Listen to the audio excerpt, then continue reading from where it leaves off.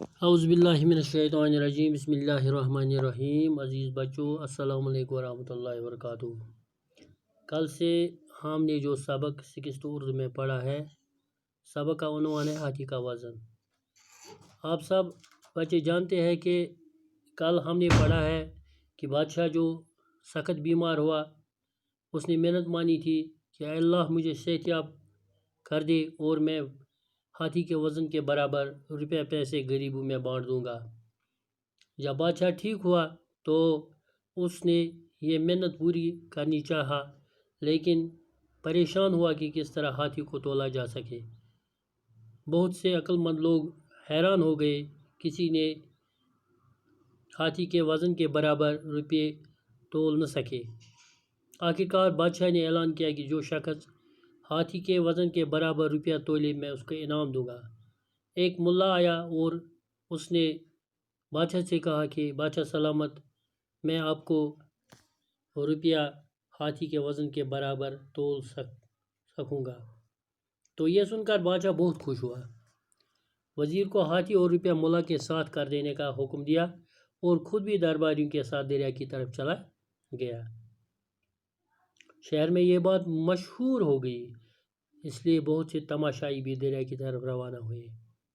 یعنی جب ملا نے بادشاہ سے کہا کہ میں آپ کو یہ کام کر کے دوں گا، تو بادشاہ خوش ہوا اور وہ خود دریا کی طرف چلا۔ لوگ بھی تماشا دیکھنے کے لیے دریا کی طرف روانہ ہوئے۔ جب بادشاہ درباری اور عام لوگ وہاں پہنچ گئے تو ملا نے ایک ناؤ کو کنارے کے قریب لا کر کھڑا کیا۔ ہاتھی کو اس پر سوار کیا گیا۔ ہاتھی کے بوجھ سے ناؤ کا کچھ حصہ پانی میں ڈوب گیا۔ یعنی ملا نے پہلے ناؤ کو دریا کے کنارے لائے، پھر اس میں ہاتھی کو ڈالا، تو ہاتھی کے وزن سے جہاں تک پانی چڑھا وہاں تک نشان لگایا، پھر ہاتھی کو واپس لایا اور جہاں تک ناؤ پانی میں ڈوبی تھی وہاں ملا نے نشان لگا دیا اور عرض کی حضور ہاتھی کا وزن اتنا ہے، بادشاہ اتنا ہے ہاتھی کا وزن، اب ہاتھی کے وزن کے برابر روپے تولنے کے لیے ناؤ کو اس نشان میں تک پانی میں ڈبا دیا جائے۔ اور اس نے پھر کیا کیا کہ ناؤ کو پھر پانی میں ڈوب دیا، اس میں پیسے بھر دیے، اتنے پیسے کے نشان تک پانی چڑھا۔ اس کے بعد ناؤ میں روپے بھرنے کے لیے کہا گیا۔ بادشاہ کے حکم سے لوگ ناؤ میں روپے بھرنے لگے۔ ناؤ پانی میں نیچے ہوتی گئی، جب تک نشان تک ناؤ ڈوب گئی تو ملا نے کہا بس اب ہاتھی کے وزن کے برابر روپیوں کا وزن ہو گیا۔ بادشاہ سلامت، وہ گو روپین ہند وزن ہس سندس وزنس برابر۔ ات پٲٹھۍ دیُت أمۍ ناو چلاون وٲلۍ شخصن بادشاہس یہ ہوٚس توٗلِتھ، بیٚیہِ دِتنس أمِس ہسِس برابر رۄپیہِ توٗلِتھ اتھ آبس منٛز یعنی دریاوس منٛز۔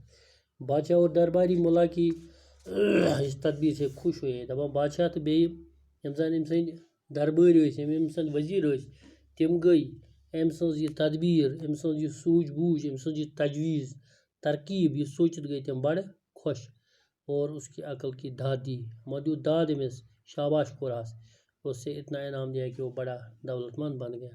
أمِس مُلاہس دِتُکھ تیوٗتاہ انعام، یہِ بنیٛاو واریاہ أمیٖر۔ بادشاہ نے ناو میں بھرے ہوئے روپے یتیموں بیواؤں محتاجوں اور مسکینوں میں تقسیم کر دے۔ بادشاہ نے کیا کیا؟ بادشاہ نے کیا کہ اس نے وہ پیسے جو اس نے ہاتھی کے وزن کے برابر پیسے وہ یتیموں، غریبوں، مسکینوں اور بیواؤں میں تقسیم کیے۔ میرے عزیز بچوں، یہ تھا آج کا سبق جو ہم نے پڑھا، ہاتھی کا وزن۔ یعنی اس سے یہ پتہ چلا کہ بادشاہ جو تھا اس نے منت مانی تھی اور وہ منت وہ کس طرح اس نے نظر کیا، نظر نیاز کرنا، منت ماننا، نظر ماننا، نیاز کرنا، اور اس نے کس طرح سے اپنے اس نیاز کو کیا، بیواؤں، یتیموں، مسکینوں اور محتاجوں تک کیا۔